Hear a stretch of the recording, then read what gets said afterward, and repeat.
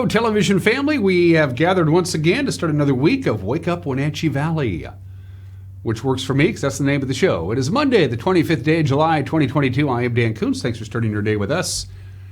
No surprise here. We've been telling you about this for the last 4 or 5 days of last week and into the weekend. Very hot, just excessively hot for the Wenatchee Valley all week long into the weekend, probably into next week with the peak temperatures coming on Wednesday and Thursday. An excessive heat warning begins at 11 a.m. this morning and goes right through the rest of the week. All week long, into the triple digits, certainly. We're going to be close to it today. Record high temperatures is a distinct possibility. The overnight lows will be only in the mid-70s. It's 73 right now. Hot. Forecast details are coming up. There's no other way to put it. News. Busy weekend. Kudos to our good friend Cal Fitzsimmons, who came in yesterday and did news. Thanks, Cal. Employee of the week. We got some fire stories to tell you about. When we last visited on Friday, the Mariners had a 14-game winning streak. They don't anymore. In sports, plus we'll talk about the Apple Sox. And, of course, it's the dog days of summer with excessive, oppressive heat. It's time to talk about football. We'll preview the Seahawks, who begin training camp in Ernest, or actually in Renton. Ernest is a suburb of Renton.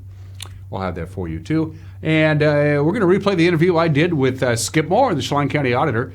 If you haven't gotten your primary election ballot in, well, think about it. The primary election day is 1 week from tomorrow. They're starting to flow in at a pretty good clip, but the things you need to know for you Chelan County voters, if you haven't filled out your ballot yet, those details will come to you via our good friend Skip. It is 2 minutes after the hour. Let's get going. Beautiful morning. If you have to go outside and do stuff, do the loop trail or play golf or whatever it is, if you got Monday off, and a lot of people do it now before the heat comes. It's going to warm up rather rapidly as we take a look at the Wenatchee Valley from the cross cam. We hit 82 on Saturday, and then we jumped from 82 to 98 yesterday. So we were 16 degrees warmer yesterday than we were on Saturday, and we're going to be warmer than that even today. The record high on this date is 102. We're going to be close to that. Again, forecast details are coming up. It's going to be hot for an extended period of time. Camera 2. A little bit of haze that we can see. Outside of that, good morning to Leavenworth from the Tumwater Canyon camera. Just a few high clouds floating around out there. Right now, by the way, Ephrata is already at 80 degrees. They're going to be in the triple digits. And again, the hottest days look to be Wednesday and Thursday before we gradually cool down. We're going to be flirting with some record high temperatures, I can guarantee you that. Camera number 3. It's off to see the lake, the wonderful lake. I think, is that Lake Chelan? That's the Bear Mountain camera. Good morning to the Bear Mountain camera. I don't know what direction we have that pointed in. I'm assuming to the north. So that's up above the Bear Mountain golf course, but not quite on the golf course. For one thing, we don't want you to hit the camera with your golf ball. That would be bad. Good morning to Lake Chelan. A lot of people will be jumping in the lake to stay cool this week. If this is a vacation week for you and you're heading near a body of water, good for you. Smart move there. Camera 4. And Stein Hill chimes in, looking back towards the Wenatchee Valley. The golf course jumps right out at you. Also, of course, the fairgrounds. Say good morning. We're getting into fair season. The Grant County Fair is just in a couple of weeks. The NCW District Fair coming up at the end of August and the Chelan County Fair in September. We're getting there, folks. Good morning to Cashmere. If you look carefully, you can see where Tucker used to live, but you got to squint. We got some slides to show for it. Did I mention there's an excessive heat warning? Yeah. Everybody is going to be hot, hot, hot. Each day we're going to warm up by a couple of degrees. We'll be close to right around 100 today, and then 2 above that, and then a couple above that. Again, Wednesday and Thursdays. Probably Thursday looks to be the hottest temperatures of this heat wave, but the cool down is going to be very incremental. We're going to be in the triple digits all week long and into the weekend. Now, how long is this going to last? The National Weather Service's Climate Prediction Center says a long time, all the way into August. Take a look at your 6 to 10 day temperature outlook. This is in effect from July 30th to August 3rd, so basically next week. And as you can see, we will probably be above average with our temperatures. And our average temperature this time of the year is 90. This is traditionally the next 2 to 3 weeks the hottest temperatures that we see all year long, and that is going to be the case right into August. And as far as precipitation is concerned, again, same time period. It goes into effect July 30th, goes through August 3rd, which is basically next weekend. A slightly better than 50-50 chance of above normal precipitation, but unfortunately that would probably be in the form of thunderstorms because we're in for a lot of heat for everybody. Get ready to see triple digits, folks, from the National Weather Service. We begin with this. Again, we had 98 yesterday. We're going to be a couple of degrees warmer than that with 100 degrees. We could even be to 101 or 102. Again, the record high in this state, 102, set back in 1998. We'll be right at it on Tuesday with 103, Wednesday 106, Thursday the hottest day 110, and then we go down to 108. Is there a real difference between 110 and 108? I don't think so. Overnight lows extremely mild, triple digits on Saturday, triple digits on Sunday, and almost certainly triple digits or close to it for all of next week. This is a massive dome of high pressure that's going to park itself right over the Pacific Northwest, right over the whole west coast of the United States for that matter, and it's going to make things really, really hot. One more thing I wanted to mention. Sunrise this morning, 5:31, sunset tonight, 8:43. That's 15 hours and 12 minutes of daylight. 1 week ago, we had 15 hours and 28 minutes of daylight. So we have lost 16 minutes of daylight in a week. So we're losing about 90 seconds of sunshine every day, but Mother Nature is going to turn up the thermostat and keep it there. I hope you have air conditioning. 1 minute break and then your Monday morning news. You're watching Wake Up Wenatchee Valley on the NCW Life Channel.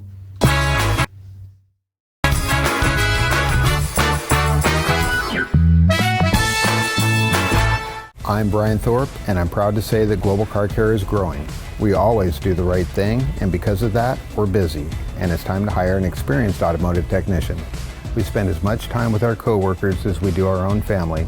I want them to understand they're not a number here. They're a person with a family, and I want them to be part of this family too. Do you want an owner that understands and respects what you do every day? I'm that guy. Our compensation is the best in the area.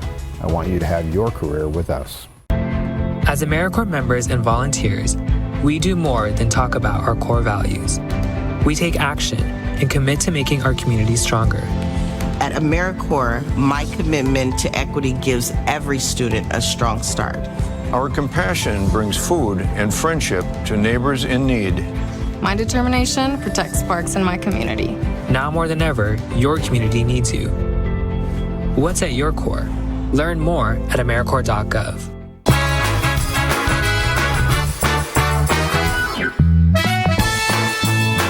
Sunshine, lots of it, 73 degrees. An excessive heat warning begins at 11 a.m. this morning and lasts all week long with temperatures in the triple digits for the foreseeable future. It's 73 downtown at 8:33. Firefighters were able to contain a wildfire that was burning high on a ridge. This happened on Saturday afternoon just off of Coulter Creek Road in the Coles Corner area. They were able to limit that fire to just about a half an acre in size. Lake Wenatchee Fire and Rescue and State Department of Natural Resources crews responded to that fire at about 3:30 on Saturday afternoon. It was burning in timber and slash, again, just over half an acre. On Saturday night, a grass and brush fire in Wenatchee's number 2 Canyon burned about a quarter acre.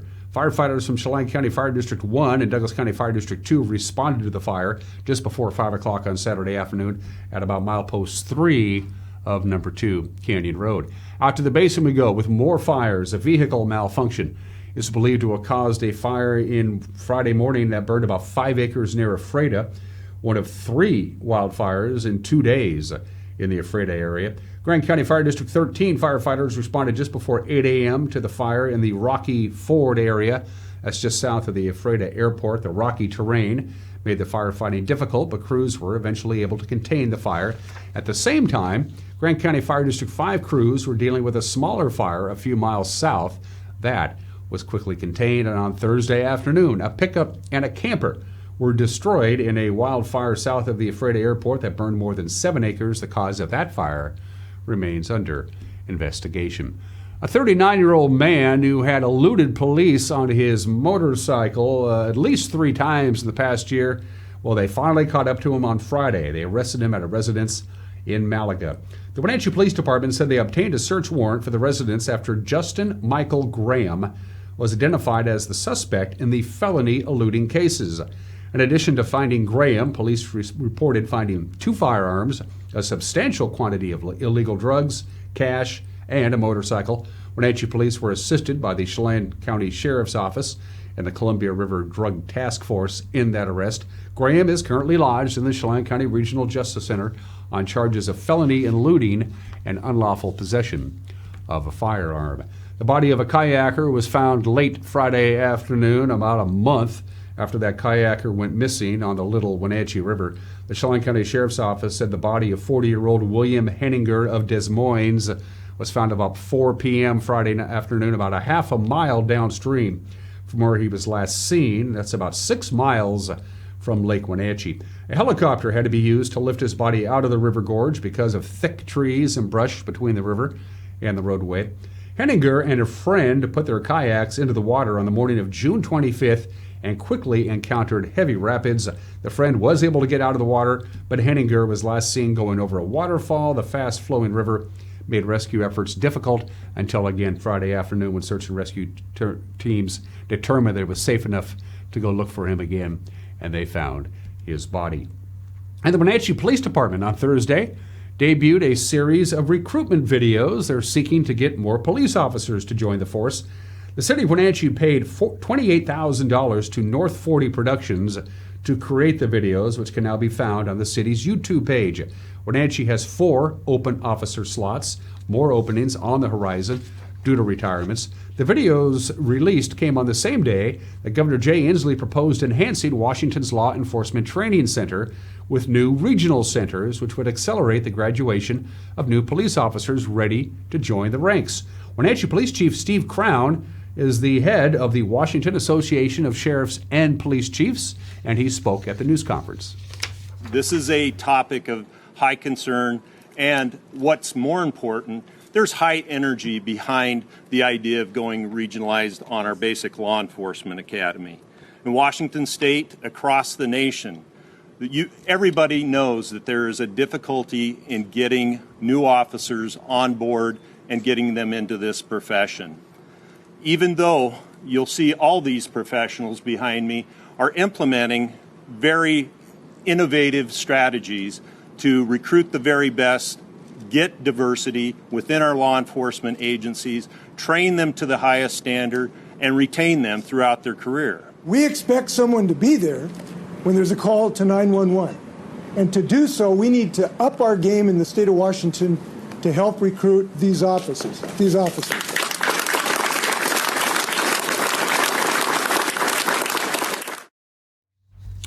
And now you're in the loop on what's making news on this Monday. We will be back at full strength. Grant is back from his mini vacation. We'll have a complete newscast for you at 5 o'clock, 6 o'clock, and 10 o'clock. And previewing the news, our own Jefferson Robbins. Good morning, Dan. Coming up tonight on the NCW Life Evening News, you'll see Grant Olson here in the big chair, back from a short break to travel and see some family. He'll have a story for you about new criminal charges leveled on an Upper Valley man accused of burglarizing unoccupied vacation homes around Lake Wenatchee. That's just a taste of what's to come. Of course, Grant will also provide you with the latest weather outlook for what's probably going to be a very hot week. And Eric Granstrom will join us with an update on all the past weekend sports. That's tonight, 5, 6, and 10, right here on the NCW Life channel. Join us. Thank you, Jefferson. Don't forget, you got a news tip. You want to comment. You want to say hi. You want to compliment me. Look at the bottom of your screen. You go to our Facebook page and use the Messenger app. You can email us directly, news@ncwlife.com. You can even go to our brand new website and drop us a note there. Going to take a break. Long weekend for the Mariners. Apple Sox struggled a little bit down in Walla Walla as well. We're talking baseball and Seahawks football. It's that time of the year, folks. Sports is 1 minute away. You're watching Wake Up Wenatchee Valley on the NCW Life channel.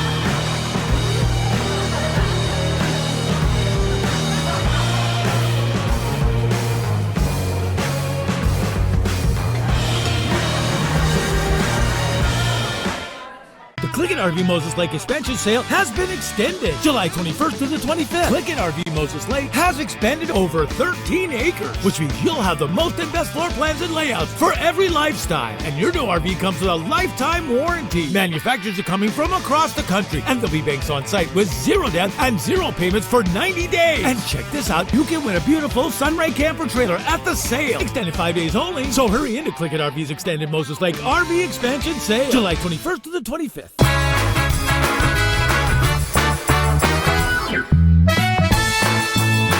16 minutes after the hour in sports, the Mariners swept by Houston over the weekend. 5-2 the final on Friday, 3-1 on Saturday, 8-5 yesterday. The series finale out of reach early on.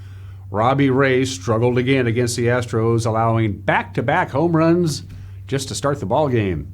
Robbie Ray ready to go, and we're underway with Altuve drilling one deep to left field. This game starts with a home run. Jose Altuve's 9th leadoff home run of the season, most in the major leagues. Robbie Ray facing the Astros earlier this year allowed 3 home runs. And Pena hits one high and deep to left field. Winker all the way back. He'll watch this one go. Back-to-back jacks to start the game. Altuve and Pena. It's 2-0 Astros. Dubon golfs this one deep to left field. Long run for Jesse Winker towards the corner. That's going to be down for a hit, and it'll be a double and an RBI for Mauricio Dubon. Dubon with the RBI. Double. The Astros lead this game 3-0. Still nobody out with 2 men in scoring position for Martin Maldonado. This one into shallow center field, coming on Dylan Moore, and he will dive and not make the catch. That'll fall in. Chas McCormick will score, and the Astros have yet another base hit. Martin Maldonado drives in a run. It's 4-0. There are 2 men on for Altuve, who hit the first pitch Robbie Ray threw for a homer. And that's a sharply hit ground ball and into center for a base hit. Around third and coming home Dubon. An RBI single for Jose Altuve. And it's 5-0 Astros. Second RBI of the day for Jose. Against Valdez. Bullpen is quiet for the Astros. That'll work. Sure will. To the gap. Toro's going to score. Demo can run. He'll score. And Haggerty, another fast runner, is going to get the third 2-run triple. All right, some late inning lightning. Why not start it now? Looking good. And it comes with 2 outs here in the 7th. Starts to warm up a little quicker. Top of the order now. 2 out. Haggerty is at third.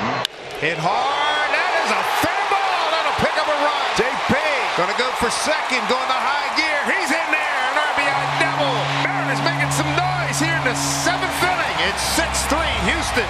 Astros try to add to this 6-3 lead as Maldi bats with the bases loaded and 2 out.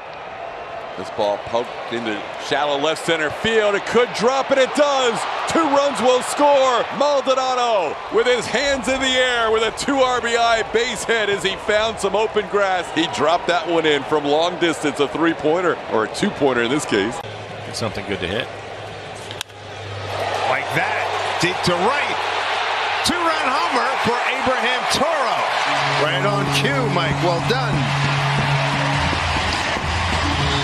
So the Mariners draw closer again. It's 8-5. Deficit at 3. So Toro with the home run. Good for Abraham. 8th home run. RBI's 23-24, and he continues to show tremendous pop from the left side. The Astros now 1 out away from a 3-game weekend sweep here in Seattle. Lewis hits it in the air to center, shallow. Dubon coming in, still coming in, makes the catch, and that is the ball game. The Houston Astros break out the brooms in Seattle as they sweep the 3-game series from the Mariners, winning today 8-5. Mariners had trouble scoring early in all 3 games. That was basically the problem. But manager Scott Servais after the game said we can't dwell on what happened against Houston. Rangers are coming to town. Obviously, the series didn't go the way we were hoping it would. But you got to give Houston credit. They came in, they beat us. They did. They pitched better than us. They got timely hits. Today's game certainly felt good about Robbie going out there. He's been on such a roll. Unfortunately, they've got his number. They've swung the bats really good against him this year. Lead off the game with a home run first pitch, and the other guy follows with a home run. And after that, you're kind of searching. And they hit some balls hard. They found some holes. They did a little bit of everything, and we were in a hole. Credit to our guys for hanging in there. We found a way to get back into the game.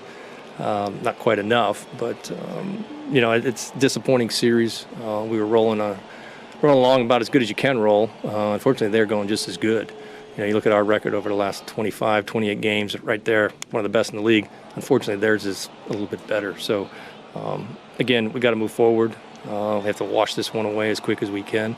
It's disappointing. We've got a big series coming up with Texas coming in. We're still in a good spot and have a lot of big baseball games ahead of us. But we got beat. They executed. They made pitches. They made plays. They got timely hits, and that's why they swept the series. Abraham Toro did add some late punch to the Mariner offense. He had a 2-run home run. Dylan Moore did well, filling in for Julio Rodriguez. He went 2 for 3. Julio Rodriguez missed all 3 games, by the way, over the weekend. He has soreness in his left wrist. All right, to the Les Schwab scoreboard. Let's see. Taylor Ward had a home run in a 5-run first inning for the Angels. L.A. beat Atlanta 9-1. Texas comes into Seattle after an 11-8 win over Oakland on Sunday. Adolis Garcia 4 for 4 for the Rangers with a 2-run home run. The A's made it close to the 9th with back-to-back home runs, but not enough. So Houston's sweep of Seattle has put the Astros 13 games up on the Mariners in the division. The Rangers are 7 games behind Seattle heading into tonight's series. Seattle did slide back a bit in the American League wildcard chase. They still hold the final playoff spot as of today. Cleveland is 2 games behind the Mariners. Boston and the White Sox are 3 back. Apple Sox salvaged the final game of a 3-game series in Walla Walla Sunday. The final was 10-5. The Sweets grabbed the early lead with 3 runs in the bottom of the first inning, but Wenatchee came back with 2 in the third, 3 in the fifth. They took the lead. They would never give it back. Enzo Apodaca, 2 for 4 with 2 runs and a couple of RBIs. Matt Halbach, 2 for 5 with a run and a couple of RBIs. Quincy Vassar, in his last start of the summer, picked up the victory on the mound. He went 5 2/3. He allowed 4 runs, 6 hits, and 8 strikeouts. And how about Joichiro Oyama? He set the West Coast League record for runs in the season on Sunday when he touched home plate in the 3rd inning. His 48 runs breaks the previous mark, which was tied, set by Apple Sox infielder Mitchell Gonzalez in 2012 and matched by Kelowna's Taylor Wright in 2017. Oyama, however, has done it in just 42 games. Gonzalez had to take 54 games to do it, and Taylor in 53. So every time he touches home plate, he's just going to extend his record. Wenatchee returns on tomorrow to host Cowlitz in the first of 3 games at Paul Thomas Senior Stadium. First pitch is 6:35. All right, to the scoreboard. Take a look at what happened. Cowlitz knocked off Ridgefield in 10 innings. The final there was 10-9. Kelowna knocked off Bellingham in 14 innings. 11-6. Kamloops nipped by Nanaimo. Corvallis over Portland. Victoria beats Edmonton. Yakima Valley over Port Angeles. And in a non-league game, Bend beat the Northwest Star Academy. The standings. Wenatchee's lead in the second half of the North Division. It's now just a game over Bellingham heading into this week. And Victoria, Edmonton, and Kelowna are all 2 games back. In the South, it's Corvallis and Yakima Valley. A virtual dead heat for first. Portland is a game back. Cowlitz comes in tomorrow's series in Wenatchee with a 6-9 second half mark. They're 8-23 overall. The Seahawks training camp begins tomorrow at the VMAC in Renton. The big question, who's going to be the starting quarterback, Drew Lock or Geno Smith? Of course, Russell Wilson, he's now in the Broncos. We'll find out. The team will have 13 practices that will be open to the public, including tomorrow's workout. They'll hold a mock game at Lumen Field on August 6th. The first preseason game is in Pittsburgh on August 13th. They have 1 home preseason game. That's against the Bears on August 18th, and they finish the 3-game preseason August 26th in Dallas. And by the way, because it's going to be so hot, we are not going to broadcast tomorrow's Wenatchee Apple Sox game against the Cowlitz Black Bears. It'll be well over 100 degrees by first pitch. Our camera crew and our cameras, it's just common sense dictates that being out in that boiling sun without any shade is not a good idea. So we're going to err on the side of caution. We're not going to be broadcasting tomorrow's game because we're not idiots.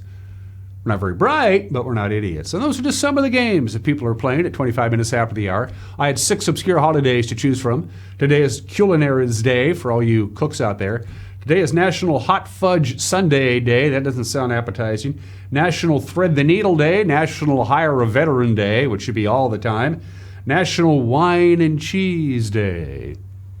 But no, we're going to celebrate probably the first ride you ever went on at the carnival or the fair or whatever it is. Today is National Merry-Go-Round Day. It's also one of the oldest, if not the oldest, carnival ride. Everywhere else in the world, they call it the carousel. We have a tendency to call it the merry-go-round.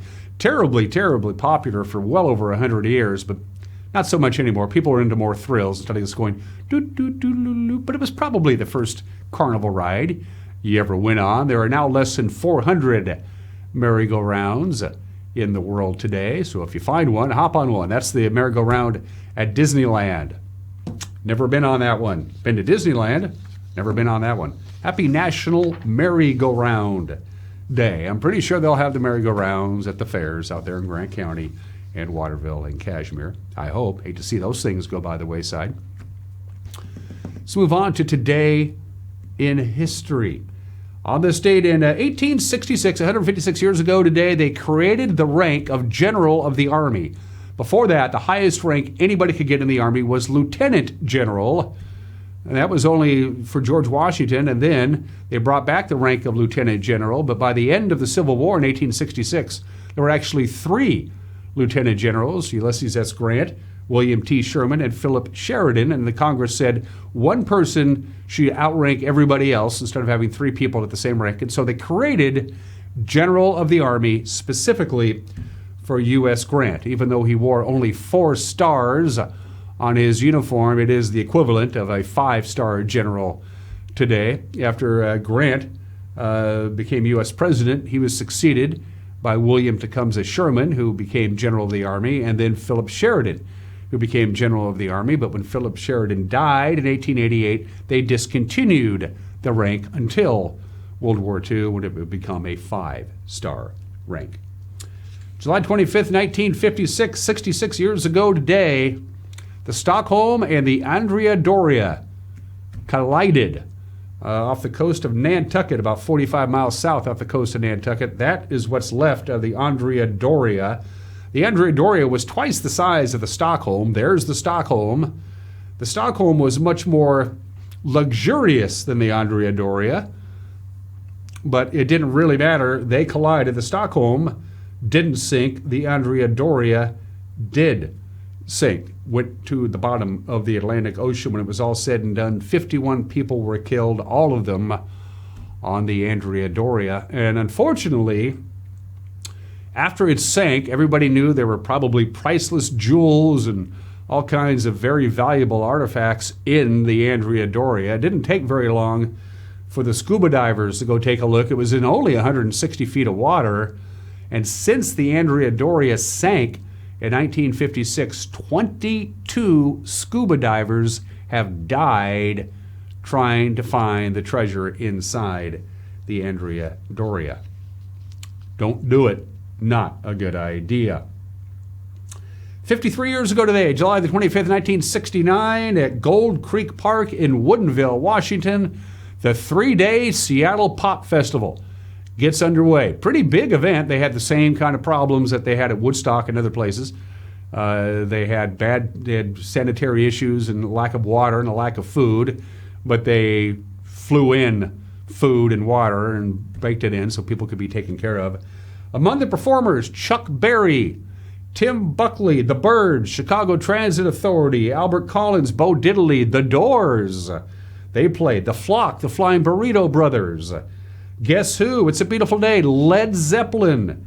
Santana, Spirit, 10 years after Ike and Tina Turner, Vanilla Fudge, Alice Cooper, and the Youngbloods. The 3-day Seattle Pop Festival. And the promoter actually made money, which wasn't necessarily the case. It opened 53 years ago today.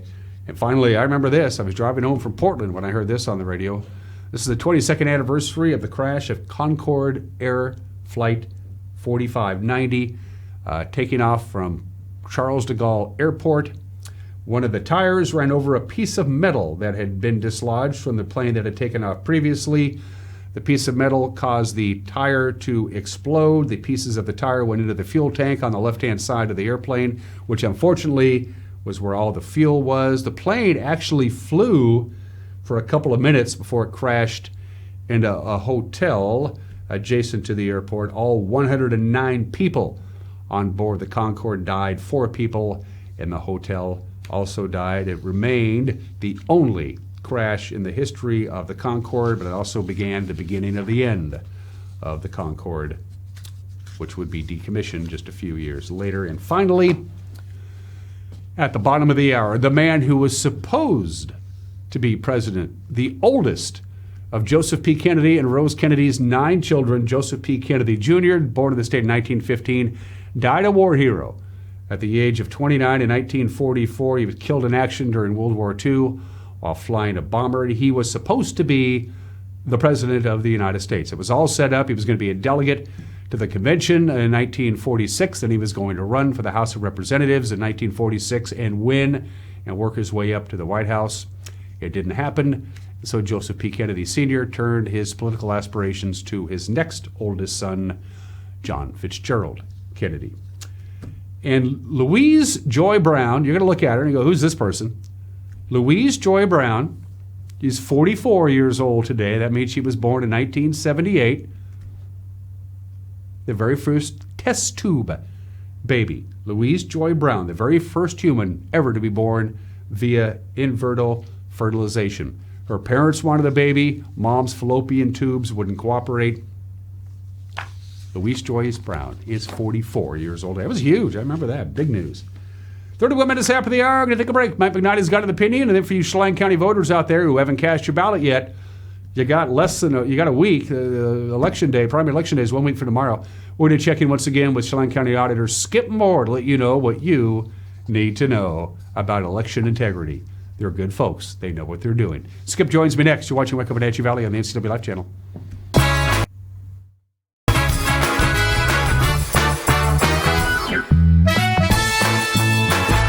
How much are you paying for adult, family, or assisted living? Epladolin Retirement and Assisted Living offers one-bedroom apartments for one affordable price. Their rates are all-inclusive, no nickel or diming or sudden increases, just one set price. You or your loved one will receive good food and excellent care in a relaxed, home-like environment. Stop on by for a tour to see if the Epladolin family is the right choice for you. Family-owned and operated Epladolin Retirement and Assisted Living in Kashmir. Affordable care.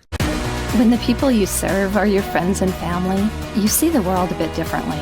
You understand that your survival depends on the health and strength of your relationships. Your word is your reputation, and that doing the right thing is the only way of life that matters. At Confluence Health, we remain humble. Trust is a gift that is earned, a privilege, an honor. And we remain grateful for the trust you place in our hands.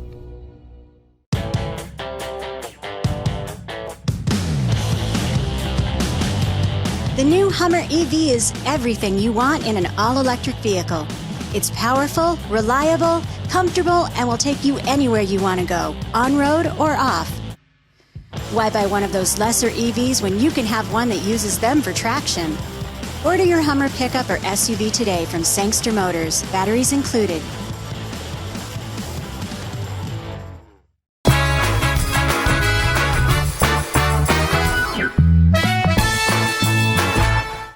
This is Mike Mad Dog McNally, and everybody's entitled to my opinion. Now, I really made a decision as a mental health professional and for someone who provides treatment to domestic abuse perpetrators. I'm going to deal with issues of respectful relationships with the adolescent young men who come to me for counseling. Now, I'm going to do this with each one of them. I ask each one of them, what kind of man do you want to be? Someone who respects women and children, who treats them with care and consideration, or something else? Now, of course, they all say they want to be decent, good men, but honestly, we have to help our young men and boys to fully understand what it means to be a decent and respectful man in this society. Yes, we do. This is Mike Mad Dog Magnotti, and that's my opinion.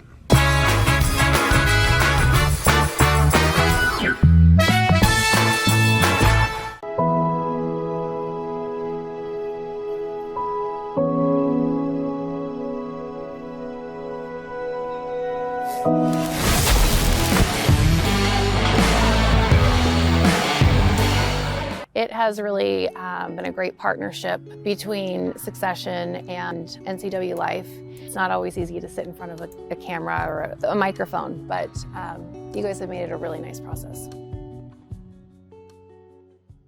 The NCW Life Channel offers marketing packages that help you build your brand and sell your products and services. From traditional TV ads to targeted digital campaigns, let us help you build your customer base.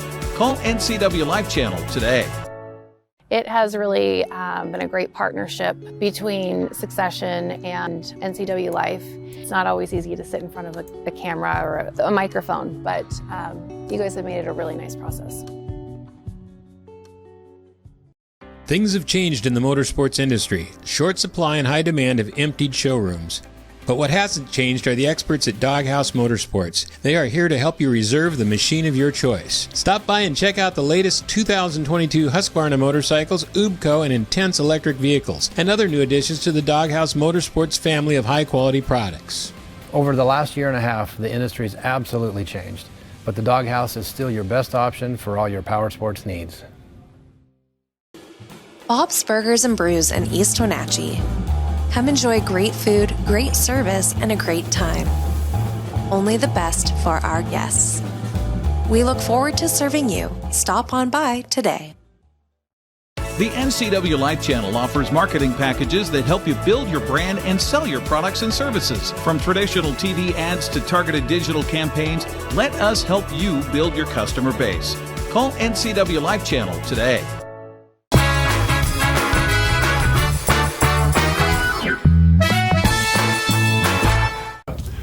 Welcome back to Wake Up Wenatchee Valley. August 2nd will be here before you know it. The primary election is always the first Tuesday after the first Monday in August. It can't come any earlier than August 2nd. If you don't have this baby in your mailbox, you should by now. And if you don't, call Skip or Thad, his counterpart in Douglas County. They'll take care of you, or at least look into it. Skip Moore, the Chelan County auditor who runs the elections, joining me as he always does this time of the year. Happy election time, Skip. Yes, it's busy time, and ballots are out there. And yes, if you haven't received your ballot, if you're watching this and haven't received your ballot, give our office a call. We need to get it out to you. Skip has the sample ballot. It's the PDF. You can go to Skip's website and download it. I have a copy of the sample ballot, but I also have my actual ballot, and I'm going to hold this away so people can't see where I live. This is where it actually will come out with your. This is the outer thing, and inside of it you will have the security sleeve, the envelope, your little Dropbox locations thing, and your actual ballot. So what I want to concentrate as we start out, Skip, is this is the return envelope. So you'll fill out your deal, you put it in here, and then you put it in here. You sign and date it, and the back, and then from this point, what's going on in your office? Okay, when we get this back, and the important part about one, signing. If it's not signed, I can't accept it. That'll start a process where we'll have to challenge it and contact you and get that corrected. So please, when you got to make sure you sign it. The signature you use when you're signing your ballot, use that one that you've got on your driver's license. That's typically the one we had, because when you register, we associate your driver's license to that, and that's how we get the image of your signature.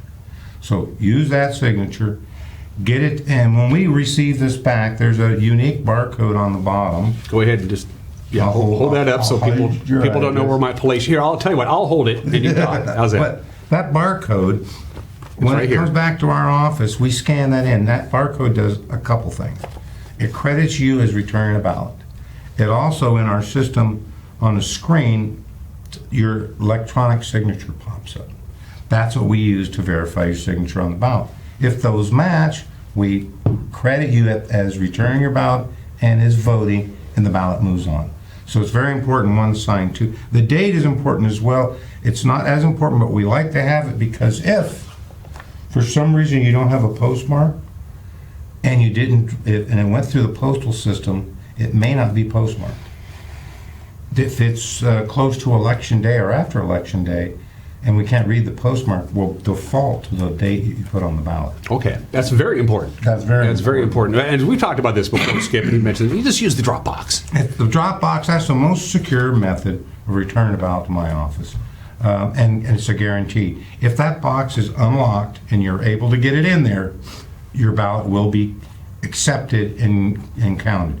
If you drop it in the mail on, let's say, election day, odds are it will not be postmarked till the day following. At that point, the ballot, I can't accept it because the postmark's too late. Exactly. So that's a concern as well. So you sign, you date, and the reason they ask you to put your phone number down, so if something is cattywampus, they can get a hold of you. It's one thing. Exactly it. You know, hey, Bob Smith, we got an issue here, but we can't get a hold of Bob Smith. That doesn't do you any good at all. And we're working on something in the future. It's not there yet. We'll probably see it within the next year, about this time next year. that phone number, especially if you will have opted into the ability to receive a text message, in the event we have an issue with your ballot, we could send out an automatic text to you as well. And that gets back to time, because if there's an issue with the signature and it's been held up, we're trying to contact the voter, we'll mail them a letter as well, but we got to get that corrected before we certify the election. So time is critical. And all these things we're talking about, it should be pointed out, it's an extraordinarily rare occurrence. Even when they have an 85, 87% turnout like they did in the 2020 general, the amount of challenged ballots, either a missing signature or whatever, is still very rare. The number, the percentages are, we're talking down on around 1%, 2%. And very small. Funny story, we've talked about this before, regarding the signature, Skip, and this happened to me. We talked about this. When I registered to vote in 1982, 40 years ago, that was my signature 40 years ago. And you remember what happened? I went into Skip's office and they brought up my voter's registration form from 1982, and my signature from 1982 wasn't the same as it was in 2012. Wasn't even close. So I redid the deal, so you had a more current signature. And our signatures evolve, especially when we're younger. We when we're a little younger, our signature seems to move around a bit. Once we get a little bit more seasoned, it seems to settle down. And then as we even get older again, it starts to migrate again. And a lot of it is we have two signatures. We've got our formal signature, that one that we sit down and we do nicely because we're signing something official. Then we've got that signature that we put on the receipt at the restaurant. If I get that one, odds are it's not going to match the one on file. And then we're going to have to work with getting that correct. And you guys go out of your way to make sure that happens. We'll contact, within 24 hours, we're going to be mailing out a card notifying you that we have an issue with your signature, trying to get that solved. As well as we approach certification of the election, the Friday prior to our certification, we'll do a robocall to make sure everybody that still has a challenge ballot out there gets a message from the office saying, hey, we need you to come in and fix this so we can count your ballot. Because we're in the business of counting, accepting, not in the business of rejecting. We want everybody's vote to count. Your counterpart in Douglas County, Thad Duvall, I asked him this question. This is the longest period between primary and general that can actually legally happen. Again, primary election day is always the first Tuesday after the first Monday in August, which in this case is the 2nd. But the general election day is the first Tuesday after the first Monday in November, which in this case is the 8th. You got basically an extra week, essentially. And Thad says that's good. Anytime we can gain some time in there is important. It becomes a very busy time frame in that we've been building this ballot since May. When people had finally, we started building the ballot. Well, now we have to take the results of this ballot as people vote because the top 2 people are moving forward. That requires us to build a new ballot. Well, the longer we can get between the primary and November to build the ballot, proof it, and all those things that are necessary, and then get this thing in the mail so that people are receiving it, right around 18 to 20 days prior to the election, you can see how this all backs up. A week in there is a wonderful thing. Even though it's a primary election, there is one local measure, Fire District Number 1 measure, that is going to be decided in the primary election day, and that's the idea of consolidating the Chelan and Douglas County fire districts. That's going to be decided on August 2nd. That is, well, a lot of things will be decided. Yeah. But the main thing is that the voters will only see this proposition once, this time in August. They'll vote on it. The results from this will determine whether or not this new fire district, this regional fire district, comes into existence in September of this year. So this is a very important vote, as well as the ones in the primary where you're winnowing the field down to 2 votes. And I try to remind people that quite often they'll say, well, the primary doesn't matter. Nobody's going to get elected there.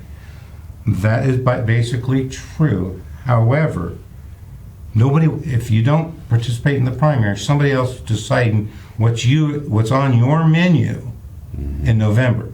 So it's very important to participate so that the candidate that you want a chance to vote for in November even gets through the primary. That's the important part. People have asked, and the question is completely legitimate. For instance, the heavily watched Chelan County Sheriff's race between Mike Morrison challenging the incumbent Brian Burnett. they're going to be in the November 8th general election. Why are they on the primary ballot to begin with? Well, that's a unique process in Washington State. We have two classifications of races or offices, partisan and nonpartisan. Partisan office, the rules on all partisan offices are, regardless of the number, there will be a primary. Let's put it that way. If it's a partisan office, there will be a primary. If it's a nonpartisan office, you only have a primary when there's 3 or more candidates, which is why we don't see anything for the PUD. Or the judgeship, the district court judges. judges. Right. Yep. On this ballot. You'll see them in November, but you won't see it on this ballot because there's not more than 3. You're lucky in certain regard that THAD doesn't get to. THAD has to deal with all kinds of overlapping jurisdictions and legislative districts. Really not a big of an issue with you, is it? No, we've been quite fortunate. Chelan County has always landed wholly inside of a congressional or legislative district. So we don't have that, the difficulty of carving out areas, different precincts, and then totally different candidates. When you're in the 8th and the 4th congressionals, it's very confusing for folks. It's confusing for me at times to figure out where that line is. So we've been quite lucky. If you're in Chelan County, you're wholly within the 8th congressional and the 12th legislative. That's the key. That makes life considerably simpler for you, easier. does it not? Absolutely. Yes. I asked Thad this question. I'll ask you. A couple of weeks ago, the Wisconsin Supreme Court ruled in a 4-3 decision to basically eliminate drop boxes in the state of Wisconsin, and also requiring that people who vote absentee, they themselves must drop their ballot off at the local jurisdiction. They can't have somebody else do it for them. Hey, Bob, I'm on the way there anyway. I'll take your ballot and drop it off. Thad was not particularly pleased with that decision. He thinks it puts up a couple of walls that really aren't necessary to get people to the polls. Your thoughts on that? Yeah, I think it places some hurdles there that aren't necessary. I've always been concerned about just somebody convincing you to I'll drop your ballot off for you. I try to tell people, consider your ballot your mortgage payment. You wouldn't just hand it to anyone on the street and hope that they were good enough to get it in the mail. If you hand your ballot to somebody else for them to drop off, put it in the drop box, what happens if I don't get it? The question is, did we make a mistake? The auditor's office, or did the person you handed your ballot to just decide not to deliver it? That's a concern. You know, if you do it, it's guaranteed, but it's not against the law for somebody else in Washington State to deliver your ballot. I think if somebody has a difficulty getting it in and somebody's willing to help them, that's important. We don't have to. I want voters to realize too, there's not a great concern there about the integrity of that ballot because you've signed the envelope. Since you've signed an envelope and sealed it, that's your vote. It's very similar to put it in the post office. And there's a tool. You just go online and you look. Right. You know, I mean, it will tell you right there, hey, they got your ballot and your ballot has been received and your ballot has been checked off. Right. On our website, once we receive it, if there's no issues with it, it'll either say it's accepted or challenged. If it's accepted, that means we've received it, we've checked the signature, and we're going to count it. Doesn't mean at that point in time we may have not run it through the system yet completely to scan it, but at least we are going to. If it says challenge, that's the other part. We've got an issue. Either you failed to sign or the signature didn't match. Contact us so we can fix that. If there's no information at all, we don't have it. And that is typically that's about a 24-hour lag depending on where we are in the cycle. If you drop it in a drop box on a day prior to a collection date, well, we won't show up on our website until almost 2 days later. So you give us a little bit of room there, but the big thing is check to see that we received it. That way, again, if we find out there's an issue prior to election day and up till 8 o'clock on election night, we know there's an issue, we can solve it.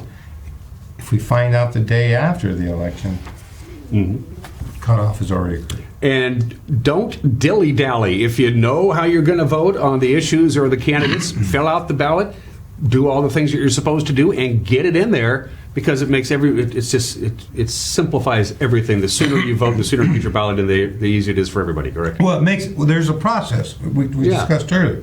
We receive it. We have to scan it in. We have to account for it. We have to scan it in. We have to check the signature. That's just the beginning part. Once we've checked the signature, then we've got to separate the security sleeve from the envelope and get those apart. Then we got to get the ballot out, and we have to check it to make sure there's no difficulty with it being scanned.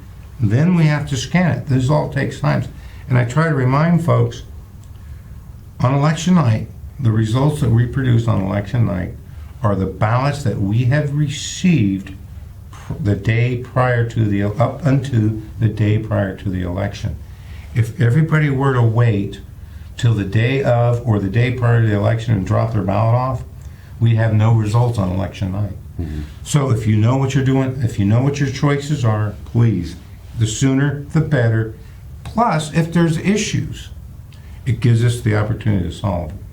If we push it back to election day and then we run into issues, we may not be able to, one, get you a ballot, two, accept it, or get it into the mix. That's the key. A couple more questions for Skip, and then we'll cut them loose. It should be pointed out that this state, and Skip and his 38 partners that make up the county auditors, this state is the gold standard for election integrity. No state does it better than this state. I mean, you guys are it. In fact, other jurisdictions in other states have reached out to you guys. You know, how do you do it? How come you're so accurate and the integrity is unquestioned in my mind? Well, we've worked on it. We all remember Gregoire Rossi. We remember that. That was something that we sat down as a state and all the auditors across the state, and the key there was getting down to how do we make this tighter, and that part of it was the reconciliation. At the end of the day, you can come into my office, and any office, elections office in Washington State, we can show you the election. We can rebuild it. We have paper, everything. There's nothing electronic. We can show you. Here's the number of envelopes we accepted. Here's the number of ballots we counted. If they don't match, there's an issue. But we've worked through the process, and that accountability and the integrity in the process, we match. Occasionally we're one off here and there, and that's a voter puts 2 ballots in one envelope, or a voter forgets to put the ballot in the envelope, but by and large, we match down to the numbers. And then that way we can show you, here we go. Credited envelopes, counted ballots. They balance out. It's important. A couple of quick things I want to throw your way before we cut Skip loose. July 25th is the deadline if you've never registered to vote. July 25th is the deadline to register online. After July 25th, you have to go down to Skip's office or your local auditor's office and register in person, and that makes you eligible to vote from that point forward. I just wanted to point that out. Let's finish up with our traditional predictions of turnouts. I went back and looked at your previous appearances on this show. You have a pretty good batting average, Skip. You and Thad both, as a matter of fact. We're just going to use primary election numbers from the previous couple of primary years. We're not doing off-year elections or presidential. Well, we are presidential, but this is just primary, not general election. Yes. 2018, not a lot to decide. Primary election, 45% turnout in Chelan County. The primary election of 2 years ago, August of 2 years ago, 60% turnout. Your prediction for the 2022 August 2nd primary turnout-wise? I'm expecting 70%. That's what I'm thinking. There's a lot of engagement across the board, and I think people in the Wenatchee issue, the fire district issue, I think that will drive turnout too. And that's the whole fire district one's a rather large jurisdiction in the county. So I think the fire district issue, as well as people are engaged. We've seen this is an engagement in politics or civic duties and voting that's carried on, I think, since the 20 election. So I think we're going to get close to 70%. Elections matter. Primaries matter. Voting matters. Voting matters. Absolutely. Right. Skip, it's always good to see you, my friend. I know you're a busy guy. Best of luck. And the folks of Chelan County should know that Skip and his counterpart on the other side of the river, Thad Duvall, have great staff. So these people are absolute pros. Any questions, just give them a call. That's what they're there for. Our job is to allow people to vote. It's as simple as that. And that's what we want to happen. Yep. Skip Moore, Chelan County Auditor, on this edition of Wake Up Wenatchee Valley. Happy voting, folks, and we'll be right back.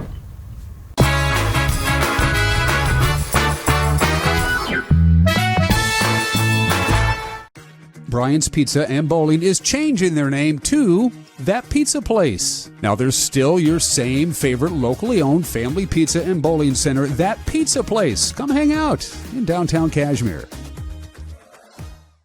The NCW Life Channel offers marketing packages that help you build your brand and sell your products and services. From traditional TV ads to targeted digital campaigns, let us help you build your customer base. Call NCW Life Channel today. If you could live anywhere, where would it be? And what would it be like? With today's home values, this is the perfect time to sell and make those dreams real. When you work with a world-class agent at Coldwell Banker, you benefit from trusted guidance and our revolutionary seller's assurance program to make your home sale more rewarding than ever. So it really is true. Your dreams don't have to be just dreams. Hi folks, welcome to Save Mart. How can we help you today? We're looking for a recliner. Okay, right this way. Go ahead and move this chase on the other side. You can just Great, I want that one. I like that one. That's a great choice. And I want this one as well. Okay. And I definitely want this one. You'll find it at Save Mart. Full service at a low, low price.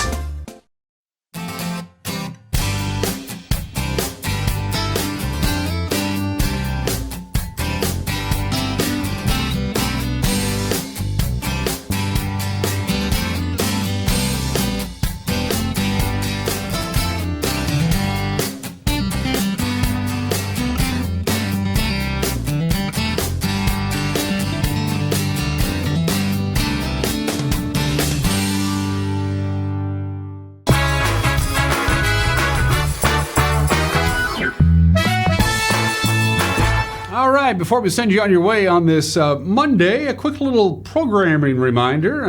I forgot to mention this at the start of the show. Today is the 6th anniversary of this program. Yes, it was on Monday, July 25th, 2016, 6 years ago today, that Wake Up Wenatchee Valley made its debut here on the NCW Life Channel. I was going to play selected clips from the very first show from 6 years ago today. We don't have them anymore. We didn't have a storage system back then. We didn't have any way to really archive our shows except our own personal work computers. And the first 6 months of Wake Up Wenatchee Valley episodes are gone with the wind. They're gone. Anyway, today is the 6th anniversary of this program, whether we make it to year 7 or not. Ours is not the question. Why? Heat, gonna be hot. Triple digits today, right around 100. Our record high on this state is 102. We'll be kissing close to that. Distinct possibilities of record highs on Tuesday and Wednesday and Thursday. Omak right now is already at 80 degrees for Omak and up north, Omak, Okanagan, that area.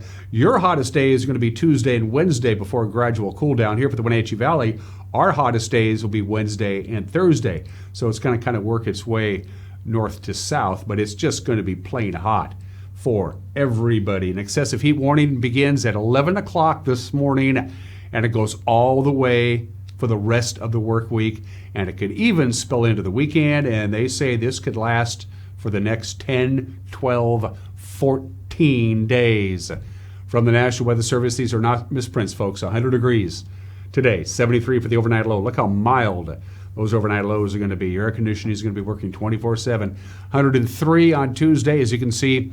Wednesday, each day we go up a couple of degrees, and then by Thursday we'll peak it out at 110, and then we cool down to only 108. Much more pleasant. On Friday, still triple digits Saturday and Sunday, and as I already mentioned, probably most of next week as well. That's it for us. Have a great Monday. We'll see you tomorrow. Bye-bye.